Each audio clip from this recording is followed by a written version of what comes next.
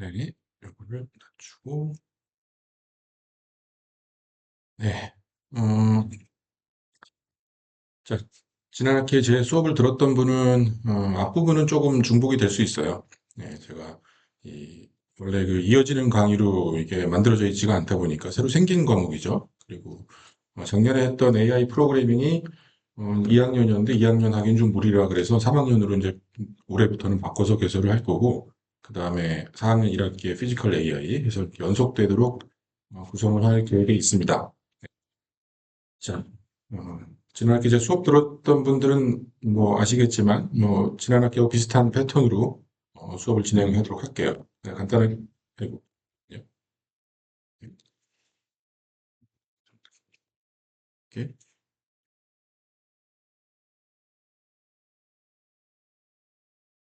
네, 그냥 진행할까요? 예. 자, 그래서, 그,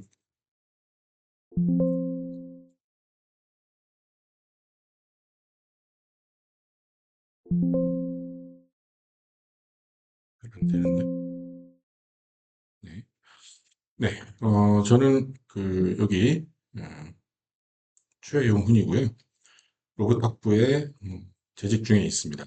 그리고 원래 전공은 네트워크를 전공을 했지만, 예, 머신러닝도 오랫동안 같이 했기 때문에 예, 어느 정도 여러분들을 잘 가르칠 정도는 충분히 되겠죠. 그리고 실제 연구도 지금은 네트워크 쪽은 안 하고 인공지능 쪽 위주로 하고 있어요.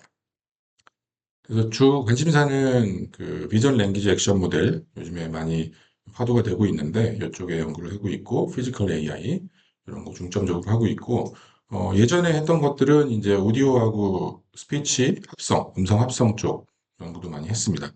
그다음에 이제 시계열 모델들도 여기 어떻게 보면 위에 피지컬 AI랑도 좀 관련성이 있는데 시계열 모델도 관심이 많고요. 그러다 보니까 자연스럽게 핀테크 쪽에도 예, 관심을 많이 갖고 있어요. 관심사가 좀 다양해서 좁혀야 되는데 예, 제가 이 호기심이 좀 많은 사람이다 보니까는 이것저것 많이 관심을 갖고 있습니다. 그리고 예, 저희 연구실 홈페이지 들어가 보시면 또 좀 자세한 내용 보실 수가 있고 그다음에 강의 녹화는 여기다 올려놓을게요. 예, 제 유튜브 지난 학기에 개설을 했는데 예, 뭐 구독자는 참 초라하지만 여러분들 뭐 복습용으로 예, 영상을 올리는 목적이니까요. 예, 예, 뭐 복습을 하시고 싶으신 분들은 거기 들어가셔서 보시면 되겠습니다. 그리고 예, 그 기쁜 소식이 하나 있어요. 저희 과에. 예, 저희가 이제 그 2026년도 첨단 산업 특성화대학 재정 지원 사업에 선정이 됐습니다. 예, 제가 겨울방학 때 이거 제안서 쓰느라고 고생을 많이 했는데 예, 다행히도 예, 그 치열한 경쟁을 뚫고 25대 3이었어요. 선정이 됐고 그리고 현수막이 어젠가 걸린 것 같아요. 예, 보신 분들 계실 테지만 예산이 크죠. 4년 동안 국비 지원을 116억을 받고 그다음에 뭐 서울시나 뭐 이런 회사들로부터 지원을 받습니다.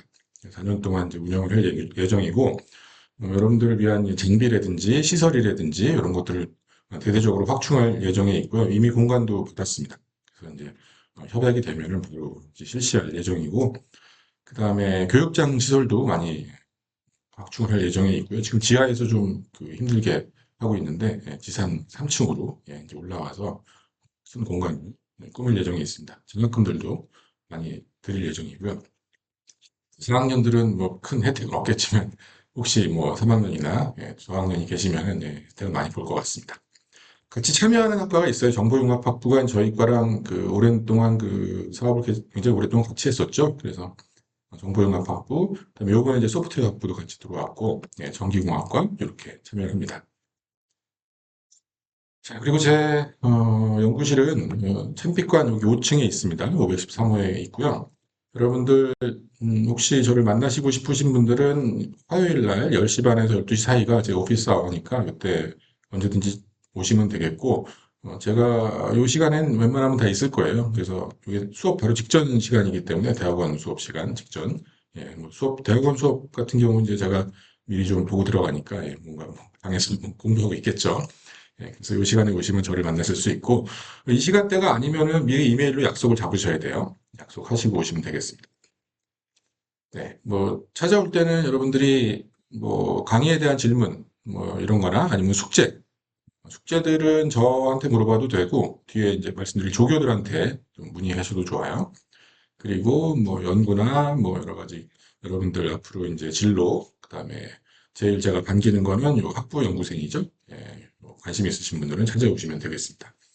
제가 이번에 그 학부 연구생들을 온다고 하는 분들도 사실 못 받고 있었는데 좁아가지고 방이 네, 이제 두 배로 늘렸어요 이번에. 예, 그래가지고 이제 스페이스를 충분히 확보했기 때문에 예, 자리가 있으니까 찾아오시면 되겠습니다.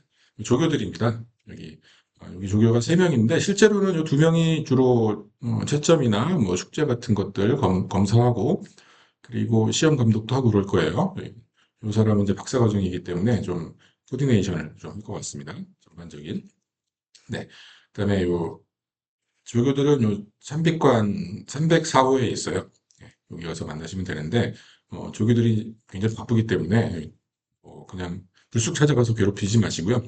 뭐 미리 이메일 같은 거 보내서 약속을 잡으시고 찾아가는 게 좋겠죠. 네, 저희 연구실 홈페이지 들어가면 이메일 주소 있습니다. 이렇게 하면 되겠고, 그 다음에 이번 학기 다룰 내용이에요.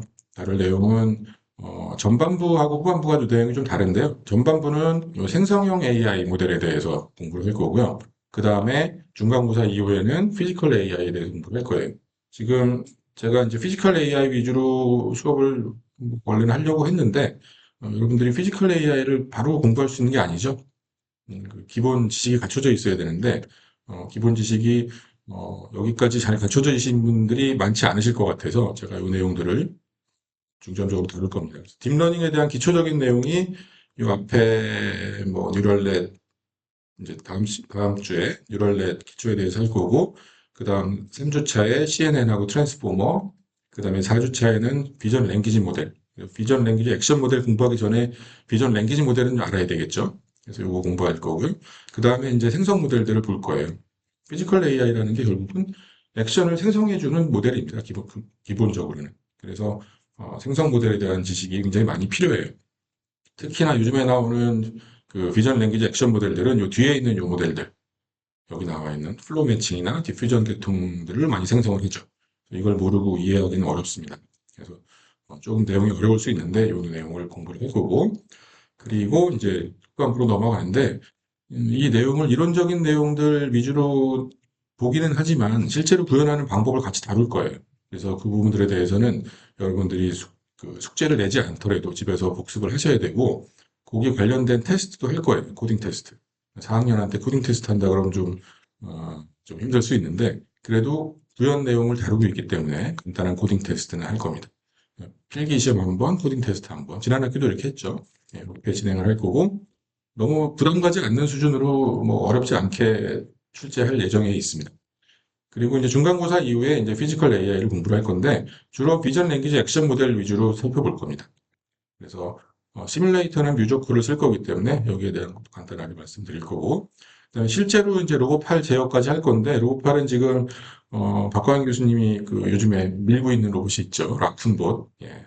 사자유도 로봇인데 그 로봇을 가지고 간단하게 VLA 모델 가지고 제어하는 것까지 이렇게 할 예정에 있습니다. 저기 쭉 나올 거고요. 지금 이 뒷부분은 아직 미정이에요. 여기가 지금 이 하늘색으로 표현되어 있는 부분이 이게 쉬는 날이에요. 쉬는 날인데 그 매주마다 한 번씩 이렇게 들어가 있어요. 그래서 이걸 어떻게 할까 지금 고민 중인데 지금 계획은 간단하게 여러분들 미니 프로젝트 같은 걸 개인 과제로 내드리고 그거를 좀 평가할까 하고 있는데 요거는 아직 확정은 아닙니다. 네. 뭐 일단은 음, 좀 더 구체화되면은 말씀을 드리도록 하겠습니다. 그렇게 할 거고 로봇은 제가 30대를 주문을 해놨는데 30명 이하기 때문에 하나씩 드릴 거고 각자가 진행을 하시면 되겠죠. 네. 그다음에 이 마지막에는 이제 코딩 테스트는 안 하고 네, 그냥 여기 프로젝트 했으니까요. 그냥 기말고사만 보고 끝내는 걸로 이렇게 계획을 하고 있습니다. 여기 내용이 그렇게 쉬운 내용은 아니에요. 여러분들이 그 대학원에 가서 배워도 될 내용들을 제가 다루고 있기 때문에 내용이 그렇게 쉽지는 않지만 대신 복습을 철저히만 해주시면 많은 걸 얻어갈 수 있을 겁니다. 그래서 복습을 좀 제가 유튜브까지 올려놓으니까 복습 열심히 잘 해주시길 바라고요. 뭐 편하게 학점 따는 과목은 아닙니다. 자, 그 다음에 텍스트북이 있으면 이제 좋겠는데 텍스트북이 파트 1 쪽도 사실은 생성 모델들도 요즘에 굉장히 빠르게 발전하고 있어가지고 좋은 텍스트북은 이렇게 많지는 않고요. 좀 기초에 관련된 것들은 요 세 권이 제가 봤던 여러 책들 중에서는 가장 좋아요. 그래서 여기 왼쪽에 있는 거는 이제 그 기계학습부터 딥러닝까지 다 다루고 있는 굉장히 두꺼운 책입니다. 그래서 번역판이 확률론적 머신러닝인가 이렇게 돼 있고 케빈 머피 이분이 구글에 계시는 분인데 이분이 저술한 책이에요. 굉장히 책 내용이 좋습니다. 그래서 이 책을 기계학습에서 한 권 추천하라 그러면 이 책을 추천할 수 있을 것 같고 그럼 딥러닝 쪽은 이 두 권인데 이 오른쪽에 있는 책은 유명한 책이에요. 초창기에 딥러닝 이렇게 올라갈 때 나온 책이고 저자가 여기 이안 굿펠로우 겐으로 유명한 사람이죠. 이안 굿펠로우가 저자입니다. 두 번째 저자가 이안 굿펠로우의 지도 교수님이시죠. 요시아 벤저 교수님. 네. 그래서 에런 코빌하고 같이 저술을 한 책이고 책 내용이 저는 이거 보면은 좋은데 여러분들이 보기에는 조금 어려울 수 있어요. 수학적인 그 전개를 많이 하고 있어가지고 그래서 이 책은 좀 어려운 버전인데 요거보다 쉬운 거는 요거. 이 책에는 수식 별로 안 나오고 수식도 쉬워요. 이 책을 추천드리니까 혹시 책이 필요하신 분들은 이걸 보시면 되고 근데 대부분 내용들은 80% 이상은 제가 다 만들어서 자료에 담은 내용이니까 제 강의 자료를 좀 참고해 주시면 좋겠습니다. 제가 예전에 그 뭐 대학 다닐 때 강의 자료만 가지고 수업하시는 분들이 제일 싫었거든요. 그 당시에 이렇게 뭐 좋은 강의 자료도 없었고 칠판에 막 적거나 뭐 그랬는데 근데 이제 이 과목은 어쩔 수가 없어요. 예, 책이 아직까지 나오기 전 상태이기 때문에 예, 제 자료를 좀 참고를 해주시고 제가 읽어보라고 하는 그 뭐 레퍼런스가 있으면 그걸 읽어보시면 됩니다. 자, 그다음에 네, 사전 지식, 그러니까 요구하는 지식들이 좀 있는데 여러분들이 필요로 하는 거는 제가 많은 걸 요구하지는 않고 싶어요. 그래서 일단 기본적으로는 임플리멘테이션을 좀 해야 되기 때문에요. 특히 생성 모델 같은 경우에. 그래서 파이썬은 좀 알아야 됩니다. 예, 파이썬 기초적인 지식은 좀 있어야 되는데, 예, 뭐 파이썬 아주 잘해야 된다. 그건 아니고, 뭐 요즘에 뭐 우리 AI가 있으니까 기본적인 지식만 잘 갖추고 있으면 충분히 따라오실 수 있을 거고, 그다음에 수학이 이제 문제인데 수학이 많이 나와요. 수학을 제가 최소화하려고 노력은 할 텐데 그래도 이게 피할 수 없는 부분들이 있습니다. 수학이 필요한데 이 세 가지가 가장 많이 쓰이죠. 딥러닝에서는. 그래서 선형대수, 확률, 그다음에 미적분학인데 이 선형대수하고 확률은 제가 지난 AI 프로그래밍 시간에 그 강의를 하면서 녹화를 해놓은 게 있죠. 그래서 그거를 여러분들이 혹시 내가 수학이 좀 부족하다라고 하면은 이번 학기에 배울 수학은 여기 다 들어 있습니다. 예, 그러니까 여기 들어가시면 돼요. 요걸 한번 수학이 좀 불안전하신 분들은 꼭 리뷰를 해주시길 부탁드립니다. 제가 뭐 조회수 올리려고 하는 건 아니고 여기 들어가셔서 그 수학 공부를 충분히 해야지 다음 시간부터 바로 따라올 수가 있어요. 바로 어, 뭐 미적분학이나 이런 그 선형대수가 바로 나오니까 예, 미진한 분들은 여기 들어가서 수강을 꼭 그 비디오 시청을 꼭 해주시길 바라겠습니다. 그리고 제가 이걸 자꾸 그러네요. 또 그게 있는데. 네. 그다음에 이제 미적분학 같은 경우에는 이게 그냥 우리 고등학교 미적분학이 아니에요. 벡터 미적분이에요. 그래서 조금 쉽지 않죠. 그래서 여기까지 다 다루려면 시간이 많이 걸리기 때문에 이 부분은 제가 스칼라 기준으로 일단 전개를 하고 거기에 대응되는 그 벡터식도 제가 같이 보여드리는 식으로 뭐 진행을 할게요. 네, 이렇게 하면 될 것 같고 그 다음에 이제 수업에 뭐 여러 가지 규칙들이 제가 있어서 적어놨는데 일단 출석 같은 경우에는 제가 와서 이제 녹화도 해야 되고 해서 좀 바쁘죠. 그래서 여러분들이 꼭 3분 전에는 오셔가지고 착석을 해주시기 바랍니다. 출석은 제가 QR코드 띄워놓고 할 거고요. 정각이 되면 바로 수업을 시작할 거예요. 그래서 꼭 3분 전에 오셔서 출석을 하시고 정각에는 제가 수업을 시작하고 조금 늦게 오신 분들은 수업 끝나고 제가 출석 체크를 하도록 하겠습니다. 그 다음에 이제 숙제가 한 번 나갈 거예요. 지난 학기엔 2번 나갔는데, 이번에 이제 생성 모델 쪽에서 1번 나갈 거고, 예, 숙제가 나가면은 지정된, 정해진 데드라인 안에 꼭 접수를 해야 됩니다. 이거 늦은 접수는 받지 않아요. 그거는 제가 시간을 충분하게 드리니까 꼭 정해진 날짜 안에 접수를 해주시면 좋고, 그 다음에 이제 숙제를 하실 때는 일단은 기본적으로 혼자 해야 돼요. 뭐 옆에 있는 친구랑 같이 둘이 같이 짰어요. 이런 거 안 되고, 혼자 해야 되고, 대신 요즘에 뭐 친구보다 훨씬 잘하는 우리 여기 AI가 있죠. AI는 최대한 잘 활용을 하세요. AI가 여러분들에게 가장 좋은 티처죠. 어떻게 보면은. 그래서 AI를 가지고 잘 활용을 해서 좋은 코드 많이 생성해서 공부하도록 하고, 대신 제출할 때는 내가 그 코드를 다 알고 있어야 됩니다. 코드를 다 이해한 걸 제출해야지 AI가 만들어준 코드 그대로 내는 거는 숙제의 의미가 없죠, 전혀. 그래서 반드시 그 코드에 대한 이해를 충분히 하시고 제출을 하시면 되겠습니다. 그래서 이렇게 해주시고요, 반드시. 많이 활용하는 게 좋아요, AI를. 그리고 이제 필기 시험 같은 경우에는 클로스드 북이에요. 여러분들이 공부한 거 봐서 종이에다가 내용을 적으시면 됩니다. 문제를 푸시면 되고, 코딩 테스트도 1번 있죠. 리튼 테스트는 2번 있고, 코딩 테스트 1번 있는데, 코딩 테스트 할 때 AI를 쓰면은, 안 되겠죠. 아직까지는. 예, 그 정확한 평가가 좀 이루어지지 않기 때문에, 코딩 테스트 할 때는 AI의 도움 받으면 안 됩니다. 그래서 여러분들 챗GPT 같은 거 많이 쓰실 텐데, 이거는 이제 디세이블 시켜놓고 시험을 볼 겁니다. 대신, 코딩을 하는데 아무것도 안 주고 종이에다가 뭐 빈칸 채우는 코딩 테스트 할 수는 없잖아요. 그래서 여러분들이 인터넷 검색 정도는 제가 허용을 해드릴 거예요. 그래서 좀 약간 좀 모순적이긴 하죠. AI는 못 쓰게 하면서 인터넷 검색은 좀 허용해 주는 게 좀 이상하긴 한데, 뭐 일단은 이렇게 올 시즌까지는 이렇게 가도록 하겠습니다. 아시겠죠? 그리고 최종 성적은 이제 제가 여러 가지 집계를 해서 낼 텐데, 이 성적이 나오면은 이거는 그 끝이에요.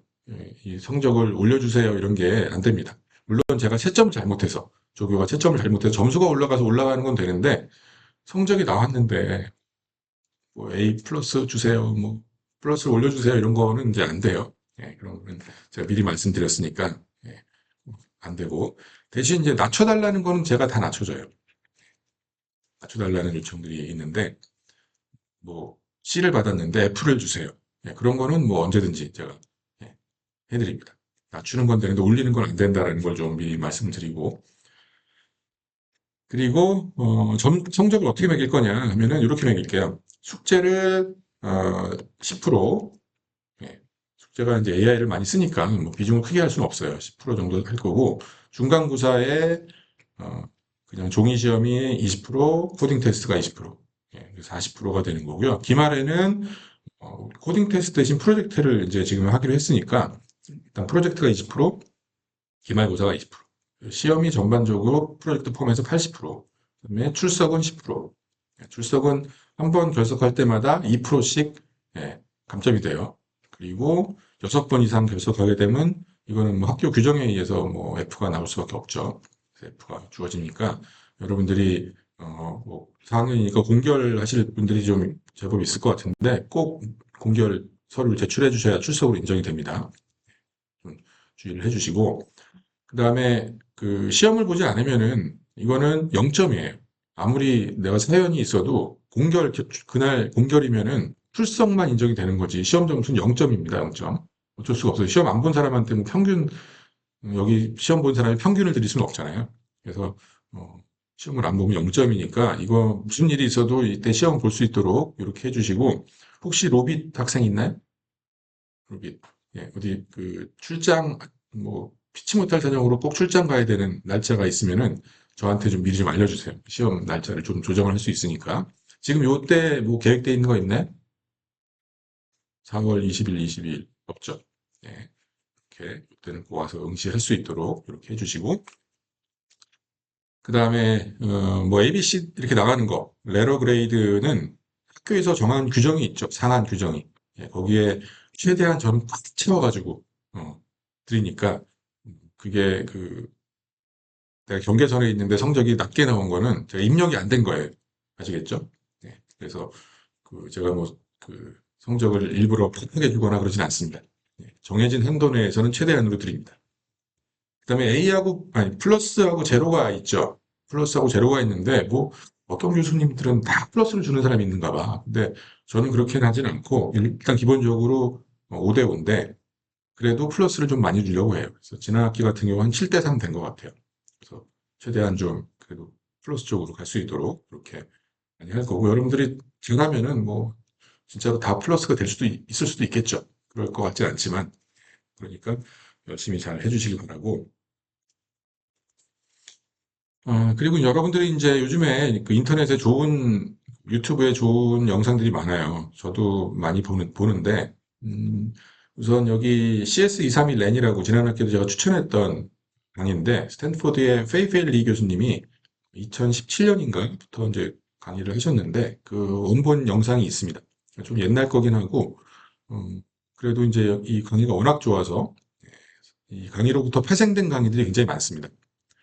그리고 최신 강의들도 요즘에 올라오는 것 같아요. 제가 요즘에는 뭐 유튜브 영상을 잘 보지는 않아가지고, 음, 최신 영상도 있는 것 같으니까 그것도 올해 올라온 거 있으면, 작년에 올라온 거 있으면은 참고하시면 되겠죠. 그리고, 페이페일 리 교수님이 그 스탠포드 대학에 계시지만, 요즘에 그 교수님들이 창업을 많이 하죠. 그래서 이제 로봇 회사를 창업을 했습니다. 월드랩스. 그래서 제자들이랑 같이 창업을 했고, 그 다음에 요 CS231N에서 이제 좀 발전된 강의 형태인데요. 요거는 이제 서울대 이준석 교수님 강의를 굉장히 잘하시고 자료도 좋아요. 저도 많이 참고를 하고 있는데 이분이 그 강의를 2개 정도 하고 있고 더 다른 것도 있는 것 같긴 한데 일단 기본적으로 2개가 메인인 것 같아요. 이 강의를 역시 유튜브에 올려놓고 계시니까 이거를 또 참고하시면 되죠. 대학원, 데이터 사이언스 대학원인가?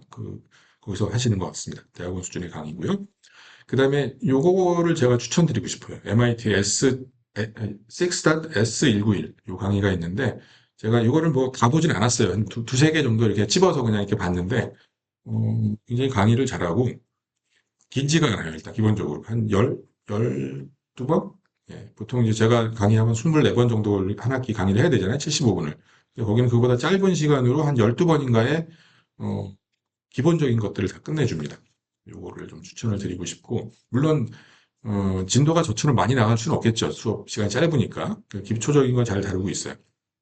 들어가서 보시면 되고, 남자분이 한번 강의하고, 그 다음날은 여자분이 하고, 이렇게 해서 6번, 6번 이렇게 하나? 해요. 네, 번갈아 가면서. 그래서 여기, 제가 이제, 원래 이 여성분 이름이 에바 설레이만이었는데, 아미니로 돼 있더라고요, 요즘에. 그래서 아마 두 분이 결혼을 하신 것 같아요. 레스트 네임 같은 걸 봐서는. 그래서 하여튼 두 분이 강의를 MIT에서 하고 계십니다. 좋은 내용이니까 보시면 좋을 것 같고. 자, 그럼 이제 인공지능에 대해서 간단하게 소개를 하고 피지컬 AI에 대해서 간단하게 소개를 하도록 하겠습니다. 예, 그 지난 학기에도 봤던 그림일 텐데, 자, AI가 우리의 그 삶을 얼마나 빠르게 바꾸고 있는지 이런 걸 한번 보여주는 그림인데, 이 AI 시대 이전에도 기술이 발전하면서 인간 생활이 많이 바뀌었죠. 그래서 이제 뭐 굉장히 시계를 뒤로 오래전으로 돌려봤는데 170년 전으로 이제 돌아가면은 우리가 에너지의 근원이 우리 석유가 발견되기 전에는 석유를 사용하기 전에는 고래 기름을 많이 썼다고 하죠. 그래서 이 고래를 잡아가지고 이렇게 조명에 쓰기도 하고 뭐 윤활유나 뭐 화장품 제조 이런 데 많이 썼었어요. 고래를 사냥을 해야 되는 게 굉장히 중요한 일이죠. 고래를 해체해서 거기서 이제 여러 가지 에너지원을 찾아야 되는데 이제 1860년대에 접어들면서 그 지표면에 이제 석유들이 이렇게 올라와 있는 경우들이 있으니까 그런 것들을 이용해서 채취를 하기 시작했습니다. 그래서 훨씬 쉽게 석유를 얻을 수가 있고 똑같은 효과를 낼 수가 있죠. 조명이나 뭐 연료, 비누 이런 거에 똑같이 활용할 수가 있잖아요. 그래서 이제 인류의 그 큰 변화가 생기는 거죠. 네. 뭐 바다 나가서 뭐 힘들게 사냥할 필요 없으니까 네, 훨씬 삶이 편해졌죠. 그리고 훨씬 성능도 좋고. 그래서 이런 변화가 한 번 있었고, 그리고 두 번째 변화는 이거 유명한 데뷔 사진인데 뉴욕 5번가 사진이에요. 1900년도하고 1913년도, 13년 사이에 어떤 차이가 보이시나요? 여기 이제 가만히 보시면은 이제 마차들이죠. 말들이 끌고 있는 마차고, 요거는 자동차죠. 그래서 말들이 이렇게 지나다니고 있던 게 자동차가 지나다니는 거리로 이렇게 바뀌었습니다. 예. 말들 관리하려면 얼마나 힘들었겠어요. 말들 뭐 그 똥도 싸고 그럴 텐데 그런 것도 다 관리해야 되고 느리고 위험하고 그러죠. 떨어질 수도 있고. 그래서 마차가 이제 도입이 됐고 그리고 이제 그 1990년대하고 지금하고를 비교해 본 건데 한 30년 이상 차이가 나죠. 예, 거의 35년 정도 시차를 두고 봤을 때 이건 제가 겪은 그 변화를 적어놨습니다. 제가 이제 그 운전할 때는 예전에 어디 해외 출장 갔다. 그러면은 두 명이 같이 갔다. 그럼 한 명은 지도 봐주고 다른 한 명은 운전해야죠. 그 지도 보는 사람이 좌회전, 우회전, 직진 이런 거만 알려주면 그대로 이제 듣고서는 따라 해야 됩니다. 근데 그러려면 둘 다 힘들죠, 굉장히. 예, 관광은 포기해야죠. 근데 그 요즘엔 어떻죠? 예, 내비게이션. 그다음에 요건 뭔지 아세요? 여러분들? 요건 여러분들 모르실 건데, 예, 요게 뭐냐면은 이게 그 어떤 오늘의 책이나 뭐 무슨 독수리 다방 이런 데 가면은 이런 그 게시판 같은 게 있습니다. 여기다 이제 메모지를 적어가지고 이렇게 붙여놓는데 그 메모지의 내용은 우리 모임이 이 차를 어디로 옮겼다. 이런 거를 알려주는 거예요. 왜냐하면 알릴 방법이 없죠. 늦게 온 사람들한테는. 그 자리를 떠나가게 되면은 가게 사장한테 가서 물어보면 사장이 너무 힘들잖아요. 이 수많은 사람들이 있고. 그다음에 그 뭐 그렇기 때문에 일단 기본적으로 그 가게 사장한테 남기고 가는 방법도 있는데 1차 장소를 알면은 근데 이제 1차, 2차 막 3차도 떠돌아다니고 막 그래요. 그러면은 3차로 바로 오는 사람들은 어디다 물어봐야 될지도 모르죠, 이제는. 그래서 어디 유명한 그 게시판들이 있어요. 여기다가 적어 놓는 거예요. 그럼 이걸 열심히 스캔해 가지고 아, 우리 모임 어디로 갔구나. 그래서 이제 거기 따라가야 되겠죠. 요즘에는 뭐 이렇게 카톡이나 이런 걸로 알리면 되죠. 그래서 이렇게 크게 바뀐 근원이 뭘까요? 제가 살면서 그 겪은 큰 변화는 인터넷이 생기면서, 인터넷을 사용하면서 한번 제가 삶이 크게 바뀌었다라고 생각이 들고, 그다음에 스마트폰이 또 나오면서 삶이 좀 크게 바뀌었다. 이런 느낌 받았는데, 근데 이제 요즘에 나오는 이 AI가 아주 빠른 시간 내에 많은 걸 바꿔놨죠. 여러분들, 이렇게 지금도 뭐 하고는 있지만, 뭐 검색 같은 거 이렇게 하고, 그래서 나온 결과를 여러분들이 스스로 정리하고, 필터링하고, 그다음에 뭐 여러분들한테 요즘에 숙제 내시는 분이 계신지 모르겠지만, 리포트 쓰라고 하면은, 뭐 이런 데 가가지고 리포트 돈 내고 사든지, 뭐, 리뷰 올리고 나서 뭐 포인트 받아가지고 사든지 뭐 해야 되잖아요. 근데 이제 요즘에 그렇게 할 필요가 없죠. 예, 이런 거. 제미나이, 챗GPT, 뭐 이런 거 쓰면은, 이거보다 훨씬 잘합니다. 그래서 지금 AI 때문에 이제 많은 게 바뀌고 있는데 여기 보이시는 이런 챗GPT나 제미나이는 인공지능이 말하기, 듣기, 쓰기, 읽기 뭐 어떻게 보면 그 스크린 내에서 이루어지는 것들인데 이제는 이제 우리가 이번 학기를 통해서 실제로 로봇 제어를 AI를 통해서 할 수 있는 이런 방법을 이제 우리가 공부를 해보도록 할 겁니다. 자, 그래서 우리가 그러면 이제 AI라고 하는 큰 범주가 있고 그 다음에 요 안에 머신러닝이라고 하는 좀 작은 범주가 있죠. 우리가 실제로 다루는 AI는 머신러닝이에요. 지금 하고 있는 AI는. 근데 머신러닝이라고 하는 거는 결과적으로는 관찰된 데이터를 가지고 수학적인 모델을 적합을 시키는 방식입니다. 수학 모델을 만들어 놓고 그 모델의 파라미터들을 잘 바꿔서 그 데이터를 잘 설명할 수 있는 모델로 바꾸는 거죠. 근데 이렇게 요 그 기계학습 안에는 여러 가지 타입이 있죠. 지도학습이 있고 비지도학습이 있고 강화학습이 있죠. 이런 것들을 이제 알고 계실 텐데 요 세 개를 다 아우를 수 있는 요 기술이 딥러닝입니다. 머신러닝의 어떤 한 부분 집합이 되는 거죠. 딥러닝이라고 하는 걸 보통 설명을 하면 어떻게 설명할 수 있냐면 관찰된 데이터에 수학적 모델이 아니라 신경방 모델을 적합시키는 거예요. 근데 어떻게 보면 신경방 모델이라고 하는 거는 신경망은 어떠한 함수든지 다 근사할 수 있죠. 그런 이론이 있죠. 그래서 사실은 수학적 모델을 적합시키는 거랑 똑같은 겁니다. 대신 그 수학적 모델이 신경망으로 만들어져 있는 모델이에요.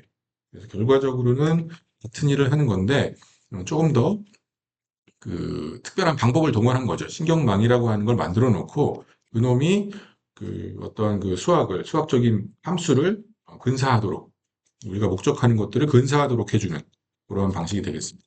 이번 학기에 이제 내내 공부할 내용이 되겠고, 음, 그래서 우리 과에 개설된 과목을 보게 되면은 여러분들이 이제 교과 과정이 올해 이제 바뀌고 내년에 다시 한번 바뀔 거예요. 이제 그 아까 그 큰 사업이 하나 만들어지면서 교과 과정도 좀 개편을 해야 되는데, 현재 기준으로는 기계학습이 3학년 1학기, 그다음에 AI 프로그래밍 제가 하는 거죠. 이거 3학년 2학기 되고, 그다음에 4학년 1학기 때 피지컬 AI, 그다음에 딥러닝도 그 인용대 공통 과목으로 개설이 되어 있고요. 강화학습이 4학년 2학기에 개설이 되어 있죠. 이 부분. 네, 이렇게 여러분들이 이렇게 배우시면은 이제 기본적으로 로봇에 필요한 인공지능들은 이제 다 배우실 수가 있을 겁니다. 근데 수업을 이렇게 많이 안 들으시는 경향이 있는 것 같아. 특히 AI 프로그래밍은 기피 과목으로 이게 돼 있는 것 같더라고요, 보니까. 그래서 그 과 학생들만 잔뜩 지난 학기에 들었는데, 네, 뭐 그런 상태고요. 그다음에 이제 딥러닝을 왜 쓰느냐 하는 거를 물어본다면, 뭐 이제는 딥러닝을 안 쓰는 게 이상한 거죠. 예, 모든 인공지능은 딥러닝이죠, 이제는. 자, 그래서 딥러닝인데 왜 딥러닝이 그러면 기계학습, 전통적인 기계학습보다 성능이 잘 나왔을까요?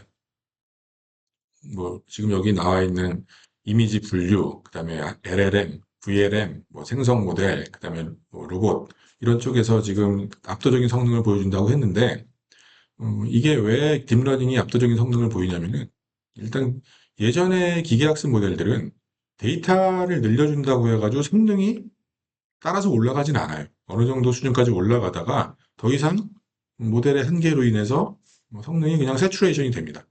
그런데 딥러닝은 훈련 데이터 셋이 크면 클수록 데이터가 많으면 많을수록 성능이 같이 올라가는 경향이 있어요.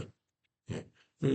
궁극적으로는 파운데이션 모델이 나오죠. 그래서 여러분들 LLM 같은 경우에는 사실상 이제 거의 뭐 완벽에 가까운 정도, 뭐 약간의 할루시네이션은 있지만 여러분들 LLM을 쓰면서 큰 불만이 있나요?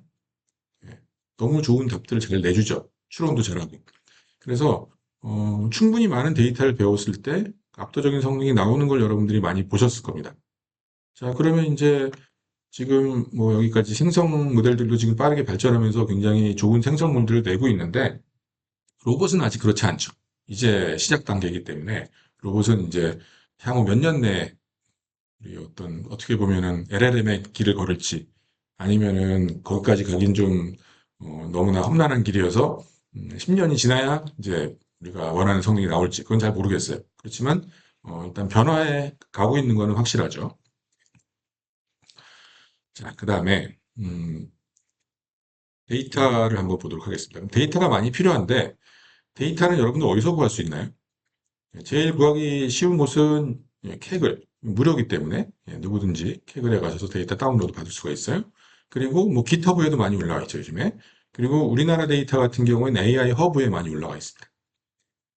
여기 가시면은 예전에는 데이터가 좀 부족했는데 우리나라에서도 이제 R&D 투자를 좀 많이 해가지고 데이터를 많이 모아놨어요. 여기 들어가시면은 좋은 데이터들 많이 있으니까 그거 활용하시면 되고 한국어 관련된 것들은 활용하실 수가 있고 그다음에 IEEE 데이터 포트에도 데이터들이 많이 있는데 이거는 이제 그 로그인을 해야 돼요. 유료예요, 유료. 한 달에 한 40불 정도 내야 되는데 제가 여기 데이터가 좀 필요한 게 있어가지고 구독을 했는데 구독 취소가 이게 어렵더라고요, 이게. 네, 그래서 아직도 취소를 못하고 있어요, 지금. 빨리 취소해야 되는데 지금 이번 달 또 결제됐어요, 지금. 그래서 여기 좀 조심하셔야 됩니다. 그 다음에 또 여러 곳에 데이터들이 많으니까 좀잘 활용하시면 좋겠고 그 다음에 데이터가 많은 만큼 모델도 굉장히 복잡해지죠. 모델이 복잡해지는 만큼 계산해야 될 양이 많아지죠. 그래서 이 계산을 도와주는 그 컴퓨터가 필요하죠. GPU라고 보통 부르죠. 여러분들이 사용하고 있는 보통의 GPU들은 컨슈머 레벨의 GPU예요. 그래서 여러분들이 그래픽 카드를 사시게 되면 그 안에 GPU가 들어있죠.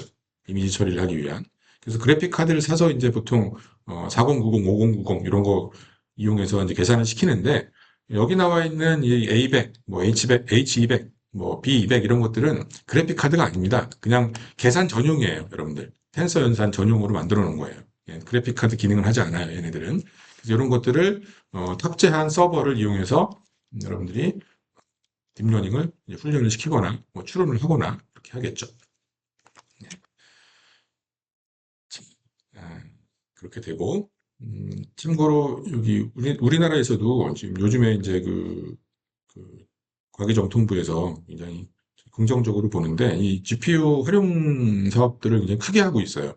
들이 충분히 내가 GPU를 활용할 만한 타당한 이유가 있으면은 뭐 개인적으로는 안 되고요. 뭐 저같이 대학 교수 이러면은 가능해요. 그래서 어, 신청해가지고 엄정한 심사를 거쳐가지고 통과가 되면 받을 수 있습니다. 그래서 여러분들 대학원에 들어가시면은 이런 GPU를 받으신 분들이 계실 거예요. 저도 최근에 억셉트가 돼서 H200 GPU 16장을 1년간 쓰는 거를 확보를 했습니다. 저희 연구실에 들어오시면은 공부에 큰 도움이 되겠죠? 네, 이게 있으니까. 아직 받지는 못했는데 곧 받을 예정입니다.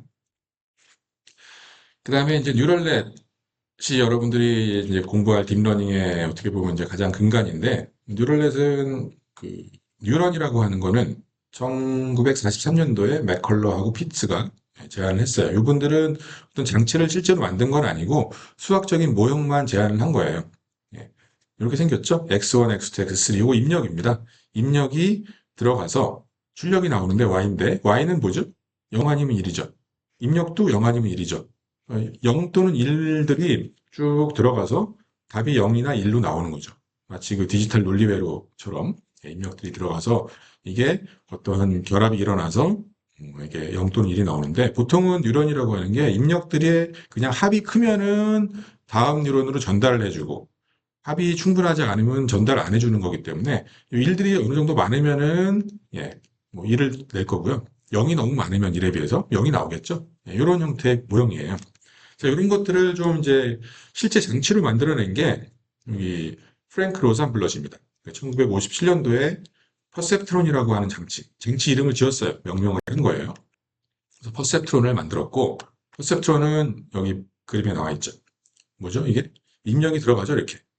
입력이 x가 n개가 들어가고 입력들의 가중치들이 곱해지죠. 이렇게 곱하기 연산이 일어납니다.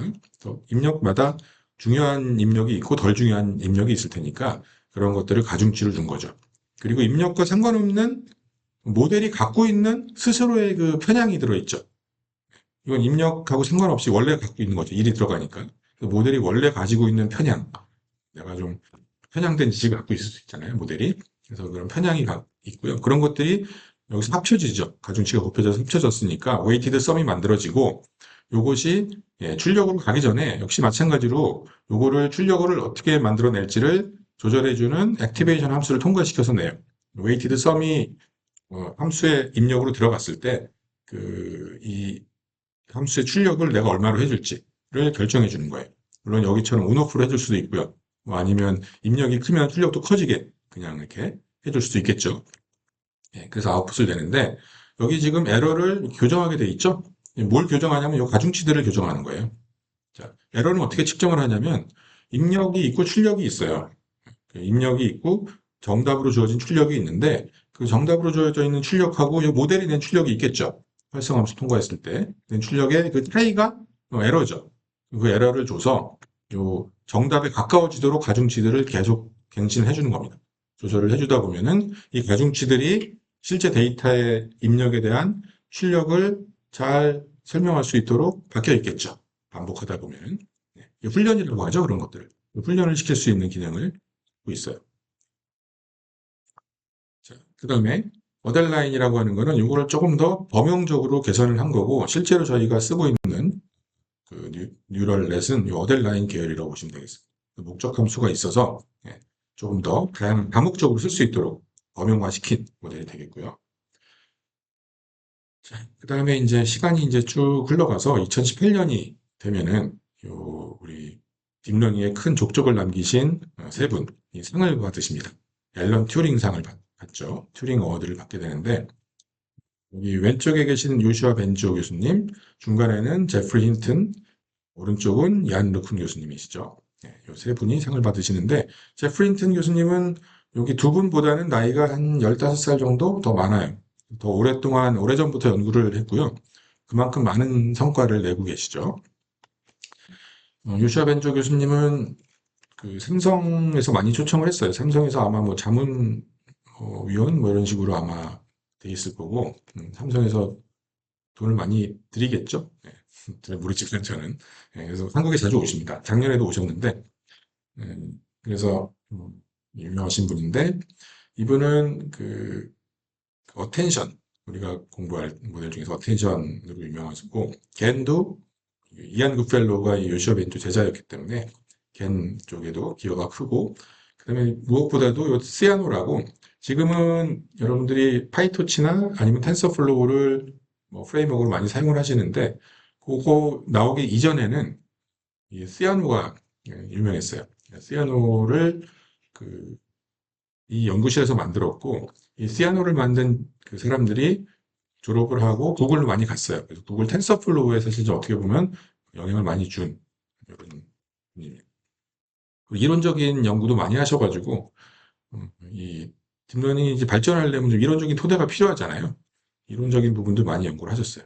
그다음 제프리 힌튼 교수님도 딥러닝의 선구자고 우리가 이제 굉장히 많이 만나게 될 거예요. 우리가 이번 학기를 통해서 뭐 백프로파게이션, 뭐 렐루, 알렉스네 이런 것들 굉장히 다양한 업적을 많이 남겼습니다. 어떻게 보면은 딥러닝의 침체기 때마다 이렇게 한 번씩 딥러닝을 이렇게 끌어올려 주신 분이죠. 예, 백프로파게이션이 한 번 그랬고 알렉스 넷이 한 번 그랬습니다. 엄청난 성과를 내신 분이시고 얀 러픈 교수님은 CNN으로 유명하시죠.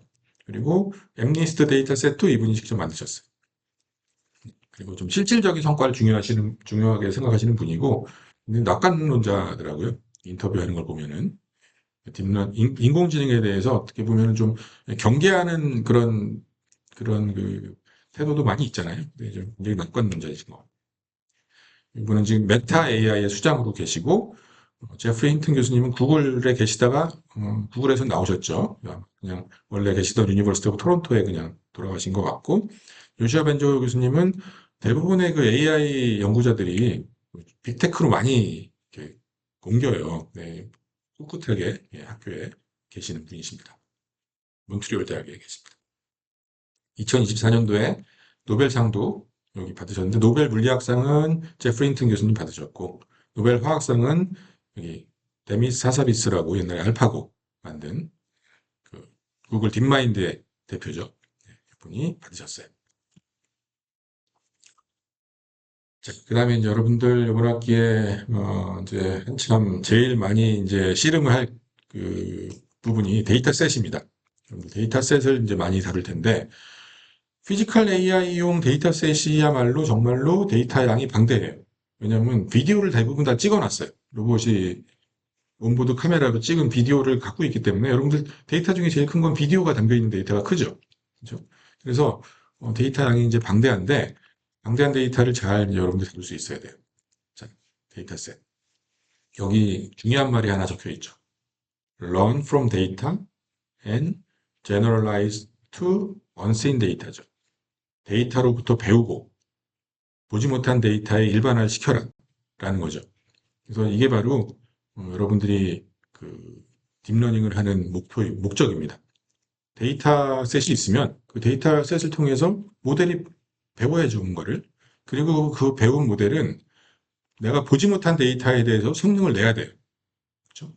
그래서 어떻게 그러면 데이터셋을 활용을 하느냐 하면은 자 이게 내가 이만큼 데이터셋을 갖고 있어요. 뭐 100만 K 킬로바이트의 데이터셋을 갖고 있다고 칩시다. 자 그러면 이거를 어, 전부 다 모델 훈련시키는데 사용을 한다라고 하면은 이 모델이 잘 훈련되어 있는지 안 되어 있는지를 평가할 원스인 데이터가 없죠. 내가 평가를 해야 되는데 평가할 데이터가 없잖아요. 그래서 이 데이터를 일부를 잘라서 평가용으로 남겨놓는 거예요. 예. 그러면은 내가 훈련을 시킨 다음에 일반화를 잘 할 수 있는지를 여기다 대고 테스트를 해볼 수 있겠죠. 이걸 테스트 셋 또는 이벨리에이션 셋이라고 불러요. 그래서 이거는 반드시 열어보면 안 됩니다. 그래서 비교를 할 때 이 테스트 셋은 여러분들 수능 시험하고 비슷해요. 수능 시험을 문제집을 한번 풀어보고 수능 보면 그 수능 뭐 다 맞아야지, 그치? 그래서 요거는 절대 열어보면 안 되는 거예요. 내가 모델이 정말로 얼마나 성능을 내는지를 진짜로 객관적으로 평가하기 위해서 따로 떼어놓은 셋이에요. 아시겠죠? 여러분 연구하실 때도 실수를 해도 이거를 훈련으로 쓰면 안 돼요. 그러면 큰 그 도덕적인 그 문제고 그 연구계에서 퇴출될 수도 있습니다. 잘못하면. 실수를 해도 하지 않도록 해야 되고. 자, 그러면 이제 트레인셋만 있으면 되느냐? 하면은 여러분들이 트레인셋만 가지고는 실제적으로 효율적으로 훈련을 시키기가 어렵습니다. 모델을. 왜 그러냐면은 이 밸리데이션 셋이라는 거 하는 게 필요해요. 이건 모의고사라고 보시면 돼요. 자, 여러분들이 내가 문제집을 풀면서 공부를 한다고 했을 때 어, 내가 문제집을 다 풀고 그리고 바로 수능 시험 보러 가긴 좀 힘들죠. 그렇죠? 왜냐면은 내가 지금 공부를 잘 하고 있는지 안 하고 있는지를 중간중간에 점검을 해야 되잖아요. 그리고 내 공부의 방향을 바꿔야 되죠. 그때그때마다. 아, 내가 이거 지금 보니까는 너무 쉽게 공부를 했네? 아니면 뭐 특정한 챕터만 내가 집중적으로 공부를 했네? 뭐 아니면 뭐 여러 가지 등등등. 그런 것들을 내가 중간중간에 확인을 하고 그 모델을 내 자신을 거기에 맞춰가지고 좀 바꿔줘야 됩니다. 그런 걸 하기 위해서 모의고사가 필요해요. 그게 밸리데이션 셋이에요. 그래서 이게 데이터를 여러분들이 이제 문제집이 있으면 문제집을 한 번 딱 풀고 시험 보는 게 아니에요. 문제집 반복해서 풀게 되는데 한 번을 풀고 여기까지 풀고 그리고 모의고사를 봐요. 모의고사를 보고 결과를 확인한 다음에 내가 무엇인가를 좀 교정을 해요. 하이퍼 파라미터 같은 것들을 수정을 해요. 그리고 다시 또 문제를 풀고 그럼 한번 내가 발전하겠죠. 그리고 또 한번 평가를 받아봐요. 모의고사를. 그리고 또 거기에 맞춰가지고 내가 좀 더 조정을 해요. 그리고 조정된 상태로 다시 한번 훈련을 해요. 하이퍼 파라미터 조절을 하는 거죠. 물론 하이퍼 파라미터 조절 안 하고 할 수도 있어요. 반복을 계속 하는 거예요.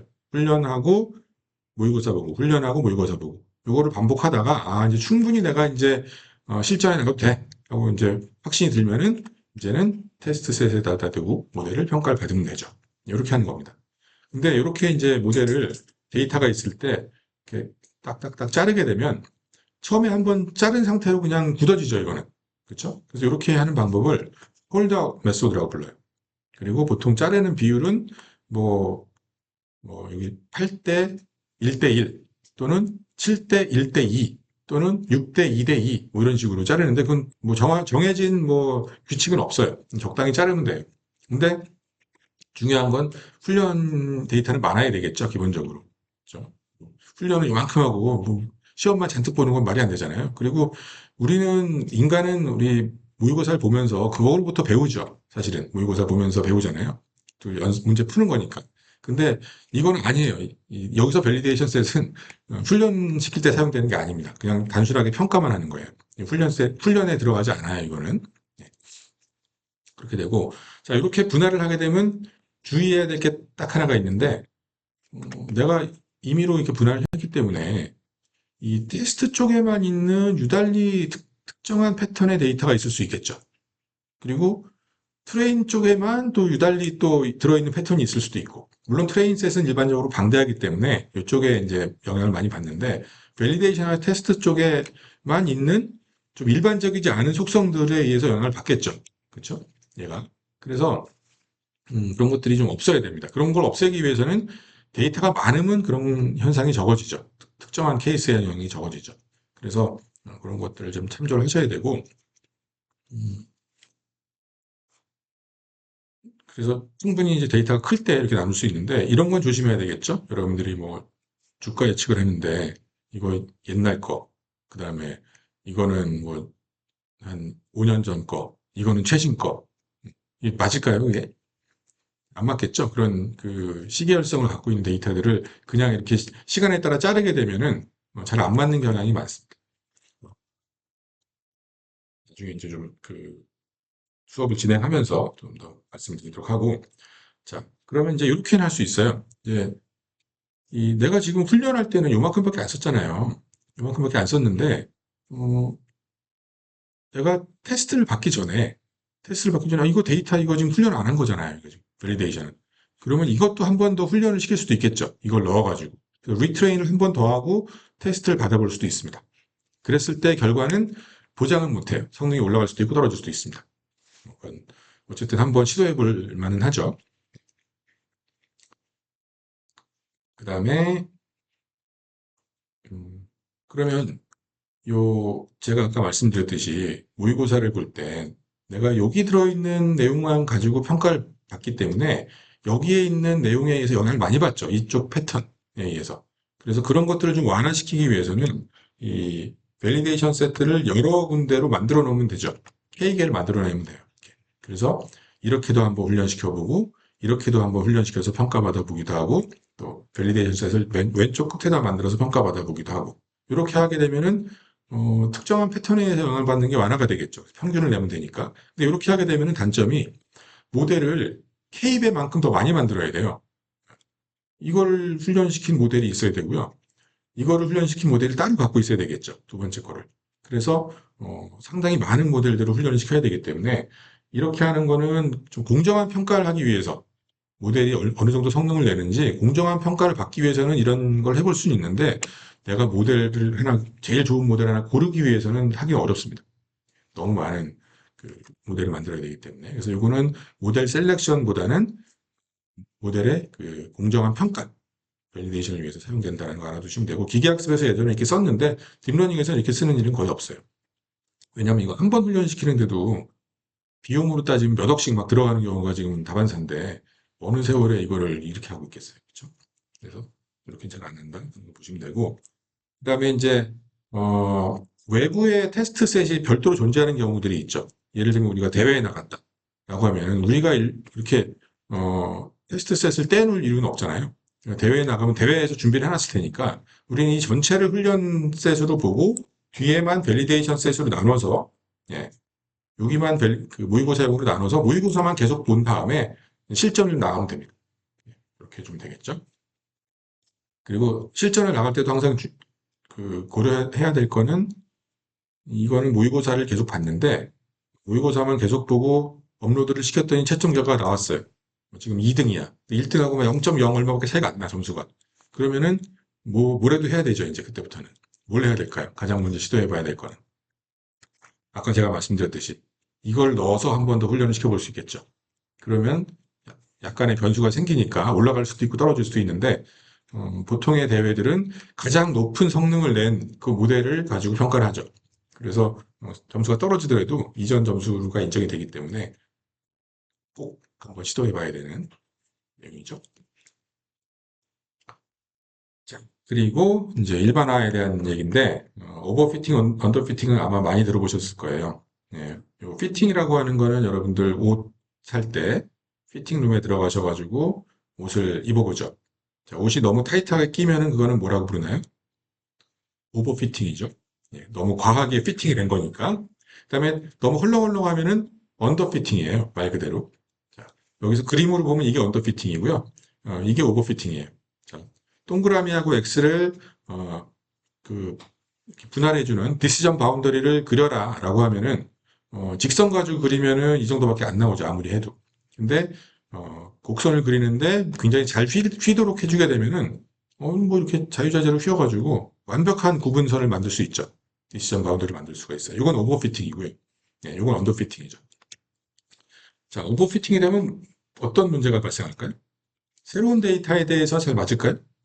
안 맞겠죠. 이거 노이즈였을 거 아니에요? 보나마나 X 같은 것들은 뭔가 특이한 잘못된 데이터잖아요. 일반적이지 않은 것들. 근데 그런 것들을 다 따라가는 선을 그리게 되면 새로운 데이터가 왔을 때는 잘 안 맞을 수 있습니다. 그래서 일반화 성능이 떨어지는 거죠. 오버피팅이 되면. 그래서 적당한 이런 선을 만들어줘야 돼요. 이걸 찾아주는 게 바로 모델을 선택하는 거가 되는 거고요. 요거를 이제 수업 시간에 다루도록 하겠습니다. 일반화가 가장 잘 된 상태예요, 이게. 그 이런 사진 많이 보시죠? 이게 바로 오버피팅이 된 침대 매트리스입니다. 자, 내가 한 100명을 조사했어요. 100명을 조사해가지고 100명이 신체 일부분 어디라도 떨어지지 않도록 매트리스 위에 있도록 조사해서 매트리스를 만들었더니 이렇게 만들 수 있겠죠. 아까 꾸불꾸불한 선 그리듯이 예, 이런 매트리스가 나올 텐데 이거는 100명 말고 새로운 사람한테는 안 맞을 수 있죠. 그래서 이게 바로 오버피팅의 대표적인 사례가 되는 겁니다. 100명을 조사하면 이런 일은 없을 텐데 굉장히 소수만 조사했어요. 내가. 이렇게 휘어서 자는 사람들만 조사를 하게 되면 이런 일이 발생할 수 있죠. 그래서 오버피팅이 언제 잘 나올까요? 데이터가 부족한 경우에 생길 수 있다는 걸 직감할 수 있죠, 지금. 네. 음, 작은 규모의 데이터셋을 지나치게 반복할 때 생겨요. 반복을 하게 되면 오버피팅이 반드시 생기는데 특히 작은 규모를 반복했을 때 오버피팅이 많이 생깁니다. 그림에서 오버피팅은 연두색 선이 되겠죠. 가장 좋은 굿핏은 검정색 선이 아마 될 거예요. 일반화가 잘 되어 있는 선이겠죠. 그래서 오버피팅을 쉽게 기억을 하려면은 모델이 데이터를 그냥 다 외웠다 이렇게 생각하면 돼요. 그 데이터에 있는 거 다 외우면은 그거 그대로 그냥 재현해 줄 수 있는 어떤 디시전 바운더리 같은 거 그릴 수 있으니까 충분히 모델이 충분히 능력만 있으면 그릴 수 있겠죠. 모델의 캐패시티가 굉장히 큰데 데이터가 적으면은 그냥 그 데이터를 다 암기해 버리는 식으로 동작을 하게 되겠죠. 자, 그래서 이제 이게 중요한데 훈련을 시킬 때 많이 보시는 그림일 텐데 시간이 지나면서 모델의 성능이 어떻게 되는지 한번 보도록 하겠습니다. 자, 오른쪽은 반복 횟수예요. 문제집으로 따지면 문제집을 내가 몇 번 풀었냐 하는 거예요. 그래서 한 번, 두 번, 세 번, 네 번 이런 식으로 증가하게 되는 겁니다. 그리고 이 오른쪽은 로스죠. 로스. 에러입니다. 에러. 에러는 적을수록 좋은 거죠. 그래서 이 폭으로 따지면 문제집을 데이터셋을 한 번 끝까지 다 학습한 걸 한 에폭이라고 부르는데 보통 훈련을 시킬 때는 그 스텝 단위로 하죠. 그 에폭을 굉장히 작은 미니 배치로 쪼개서 그 미니 배치 단위로 가중치들 한 번씩 갱신을 하기 때문에 뭐 갱신 횟수로 따지면은 뭐 훨씬 많죠. 중간에 여러 번 가중치들을 갱신하면서 그 그림을 그릴 수가 있을 텐데 그냥 에폭으로 그림을 그리겠습니다. 설명을 드리겠습니다. 그러면 데이터셋을 반복해서 학습을 하게 되면은 점점 데이터를 잘 설명하는 점점 더 꾸불꾸불한 선으로 아까 같이 그림을 그릴 수 있겠죠. 그래서 트레이닝 에러는 떨어져요. 당연히. 점점 더 데이터를 암기합니다. 그래서 오버피팅이 계속 심화가 되겠죠. 그래서 그 데이터에 타이트하게 딱 맞을 텐데 일반적인 성능은 떨어지겠죠. 테스트를 하다 보면은 훈련할 때는 이제 뭐 여기가 이제 밸리데이션이 될 텐데 밸리데이션 셋을 넣어서 성능을 관찰하게 되면은 같이 떨어지다가 어느 순간에 올라가요. 이게 바로 오버피팅이 된 거예요. 그래서 그 앞에 그림에서 봤을 때는 그 요 검정색 선을 그리다가 어느 순간에 연두색으로 바뀌어가는 거죠. 디시전 바운더리가 시간이 지나면서 그렇게 되기 때문에 언제 학습을 멈춰야 돼요? 테스트 셋에 우리가 모의고사니까 밸리데이션 셋에 넣었을 때 성능이 가장 좋은 요 지점이죠. 로스가 가장 낮은 지점이니까. 여기서 학습을 멈춰야 되겠죠. 요 시점을 찾아서 여기서 멈춰야 됩니다. 그리고 차이를 제너럴라이제이션 갭이라고 불러요. 제너럴라이제이션 갭이라고 하고 그래서 여기서 멈춰야 되는데 우리가 요거를 계속 관찰을 해야 돼요. 그래서 관찰을 쭉 하다가 어느 순간 이게 벌어지게 되면은 테스트 셋의 그 밸리데이션입니다. 정확히 밸리데이션 에러가 높아지면은 멈춰야 되죠. 학습을. 그래서 다 기록을 해놔야 돼요. 에폭마다. 이때 성능 평가하고 그때 파라미터를 갖고 있는 모델을 저장을 해놓고 두 번째 폭에 대해서 저장해놓고 세 번째 폭 끝날 때 저장해놓고 다 저장을 해놓은 다음에 100의 폭쯤 뭐 돌렸어. 그리고 봤더니 한 20의 폭 쪽에서 가장 성능이 좋았어. 그러면은 저장해놓은 거 다 버리고 20의 폭을 취하면 되죠. 20폭 때 저장해놨던 거를. 근데 이제 그렇게 하면 너무 많은 저장을 해야 되니까 좀 효율적으로 하는 방법들이 있습니다. 뭐, 그 타임 레그를 줘서, 에폭 레그를 줘서, 뭐, 한 20 에폭이 지났는데도 성능이, 떨어지지 않으면 그때 일단 학습을 중단을 시키고 그 20번째 전 거를 가져다 쓰면 되겠죠. 뭐 그런 식으로 많이 해요. 우리가 훈련을 한번 할 때마다 상당한 비용이 들어갑니다. 여러분들 지금 뭐 가벼운 데이터 가져갈 때는 뭐 100번, 1000번 해도 별 문제가 없지만 실제로는 이제 한 번 훈련시키는 게 굉장히 큰 비용이에요. 그래서 잘 효율적으로 설계해서 해야 됩니다. 자, 그다음에 이제 마지막으로 간단하게 피지컬 AI를 설명을 드리고, 그리고 이제 뭐 우리 그 중간고사 이후에 이제 많이 다룰 내용이니까 간단하게 말씀드릴게요. 그 전반부에 제가 생성 모델을 많이 다룬다고 했는데, 생성 모델이 근간이에요. 피지컬 AI에. 그래서 생성 모델들을 잘 이해를 하셔야 되고, 그리고 나서 그거를 피지컬 AI에 적용을 하면 될 텐데, 자, 생성 모델과 피지컬 AI 또는 VLA 모델의 차이는 뭘까요?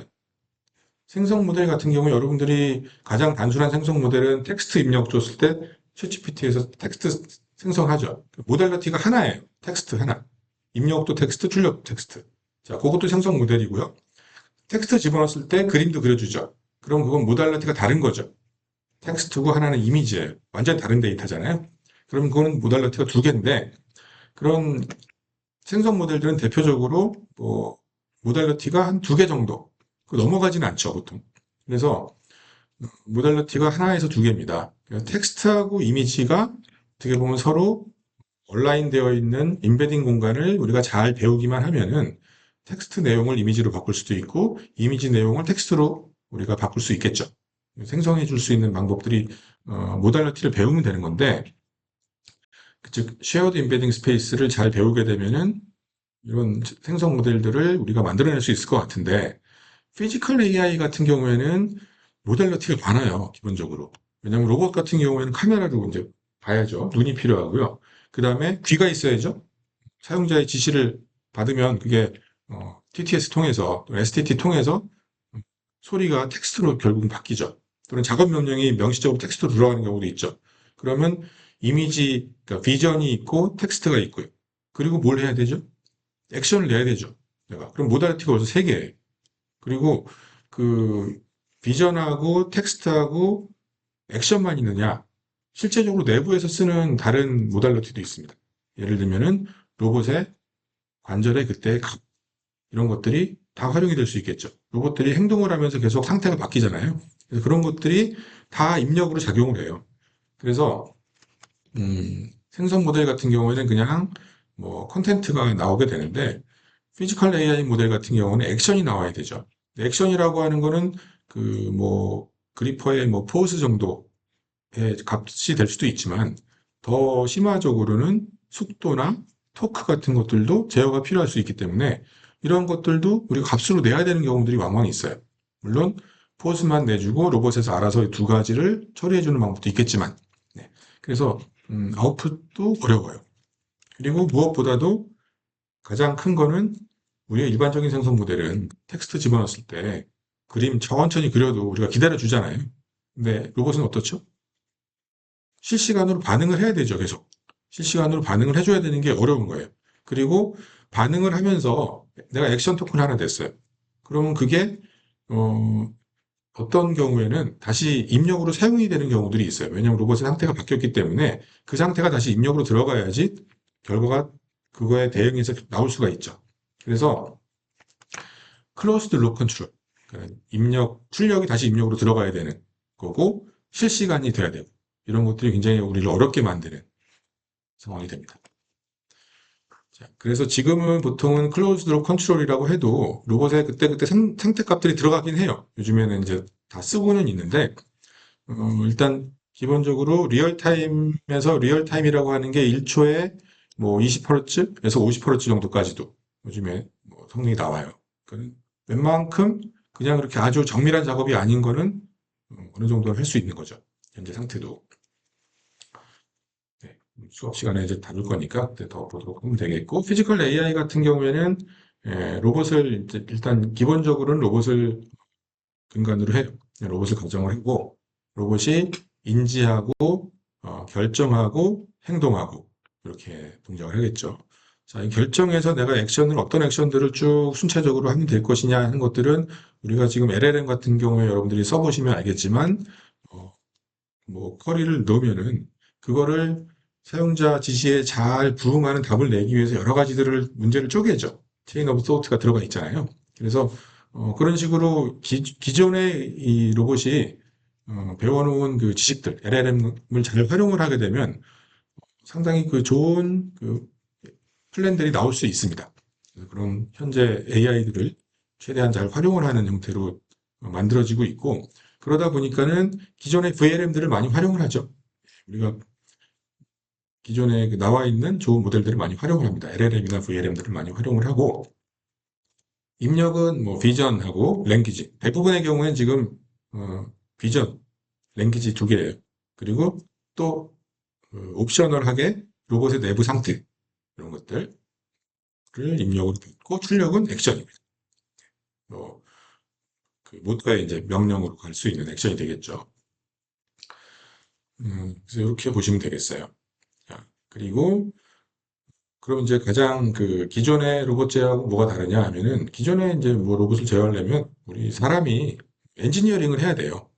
엔지니어링을 했던 것들이 데이터를 통해서 그냥 폴리시를 배우도록 하는 걸로 바뀐 거죠. 큰 차이죠.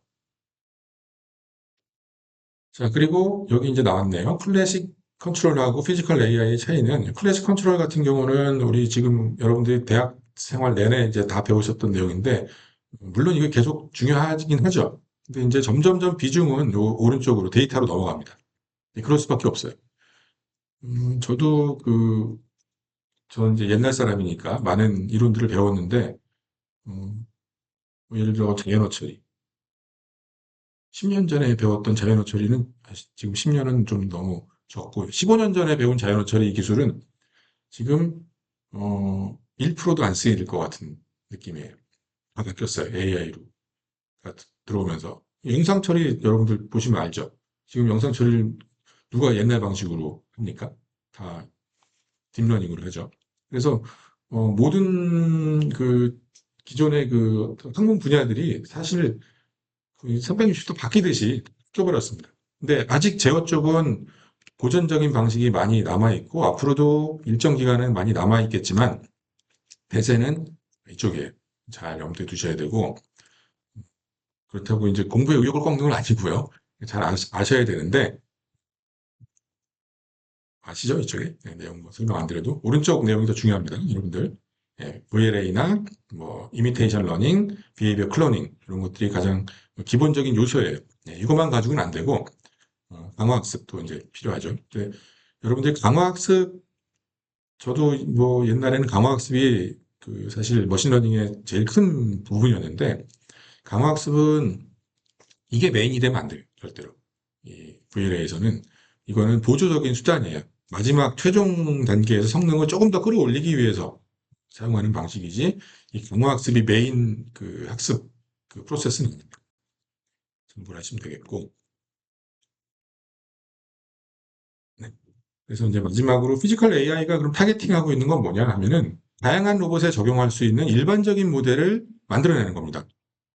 지금 로봇이 엄청 많겠죠. 휴머노이드를 가정을 해도 여러분들이 뭐 한두 개의 휴머노이드만 나올 리가 없죠. 자동차만 생각을 해봐도 다양한 브랜드에서 다양한 차종들을 많이 만들어내잖아요. 그러면 이 특정한 차종에 맞는 모델을 내가 피지컬 AI가 타겟팅을 하면은 어떻게 되죠? 차종이 바뀌면 다시 다 훈련을 시켜가지고 새로운 모델이 나와야 되잖아요. 그래서 그 로봇 인바디먼트에 독립적인 어떤 일반적인 모델을 만들어 놓고 그 특정한 로봇에는 그 로봇에 필요한 데이터를 추가적으로 파인 튜닝해서 사용하는 형태. 이런 것들이 가장 일반적인 접근 방법이에요. 그래서 특정한 로봇 하나에 어, 맞는 모델 하나가 나오는 게 아니다라는 거죠. 일반적인 모델을 만들고 튜닝을 한다. 아이오 캘리브레이션이나 뭐 등등을 이용해서 튜닝을 하는 식으로 작동을 하고 우리가 이제 수업 시간에 할 거는 뭐 이제 튜닝도 좀 하긴 하겠지만 일반적으로 지금 다양한 로봇들로부터 데이터를 수집해서 학습해 놓은 모델이 있어요. 그걸 가지고 제로샷으로 퍼포먼스를 한번 볼 거고요. 제로샷 퍼포먼스라고 하는 건 추가적인 훈련 없이 그냥 파운데이션 모델 가져다가 그냥 로봇에 바로 적용해 가지고 성능을 관찰하는 거예요. 네, 그런 거 한번 해보고 그 로봇으로부터 수집된 데이터를 조금 더 추가시켜서 한번 관찰해보고 뭐 이런 걸 한번 해볼 겁니다. 자, 그리고 랭귀지 컨디션드. 뭐 사람 말귀를 알아들어야 될 테니까 당연히 그 사람의 말을 이해할 수 있는 형태의 로봇이어야 될 거고요. 여기 제로샷이 나와 있네요. 이거를 잘 염두에 두세요, 여러분들. 제너럴라이제이션. 이게 데이터에서 가장 중요한 말이라고 했죠. 로봇을 내가 AI 로봇을 만들었어요. AI를 로봇에 탑재했어요. 그 AI가 이제 로봇의 관절을 제어해야 되잖아요. 근데 이게 특정한 작업만 할 수 있고 특정한 환경에서만 동작한다. 그럼 그런 로봇은 굳이 데이터 써가지고 할 필요도 없어요. 그냥 그 공장에다가 공장에서 일하는 로봇은 그냥 프로그램 된 대로 움직이면 되죠, 정확하게. 그래서 지금 우리가 추구하는 로봇은 그런 로봇이 아니죠. 예, 언제 어디서나 일반적인 성능을 낼 수 있는 로봇. 예, 그뭐 깜깜한 곳에 가서도 되고 다른 건물에 가서도 정확하게 동작할 수 있어야 되고. 예, 그래서 이 제로식 또는 퓨전. 그러니까는 이게 일반적인 능력을 갖고 있는 로봇 같은 경우에는 그냥 일반적인 능력을 내지 특정한 작업에 대해서는 그 특정한 작업에 대해서 더 훈련을 시킨 로봇보다 못하겠죠.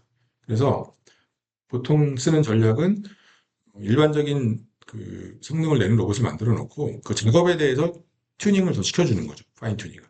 우리도 아무리 손재주가 좋은 사람도 뭐 갑자기 뭘 조립을 해라 이러면은 그때 좀 뭐 시간이 걸리잖아요. 근데 특정한 그 작업에 대해서 조금 훈련을 시키게 되면 굉장히 빨라질 수 있겠죠. 능력을 잘 갖춘 사람이라면. 뭐 내가 의사 도우미 로봇을 주로 쓰고 싶어 휴머노이드를. 그러면은 잘 걷고 잘 뛰고 잘 보고 뭐 빨리빨리 움직이고 이게 일단 가장 기본이죠. 사람 말귀 잘 알아들어가지고 내가 무슨 행동을 해야 될지를 잘 판단할 수 있으면 되는 거고 특정한 작업에 대해서는 그 작업에 대해서 조금 더 튜닝을 하게 되면 설거지도 했다가 뭐 오늘 이제 어깨가 좀 아픈데 어깨 이렇게 마사지도 해줬다. 뭐 여러 가지 등등 그런 것들을 해줄 수 있겠죠. 그래서 이 제너럴 퍼포스 로봇을 만드는 게 가장 궁극적인 골이다라고 보시면 되겠습니다. 네, 그래서 이제 오늘 좀 빨리 끝날 줄 알았는데 제가 말이 많아지네요, 갈수록. 그래서 이 정도로 오늘 수업을 하도록 하겠고요. 강의 영상은 이제 끝나면은 뭐 당일 날 이렇게 업로드를 해놓은 걸로 이렇게 하겠습니다. 오늘은 여기서 마치도록 하겠습니다. 네.